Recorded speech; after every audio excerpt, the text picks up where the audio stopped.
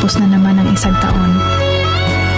Thank you, Lord, sa isang taon na na-overcome ko ang lahat na trials na binigay mo sa akin. Hindi man naging maayos ang buhay ko ngayong taon. Alam ko na hindi mo ako susubukin kung hindi ko kakayanin.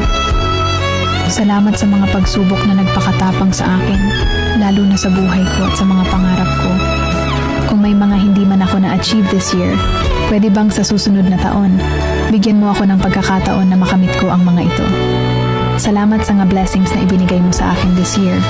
Sobrang pasasalamat at pagpahalaga ang aking puso.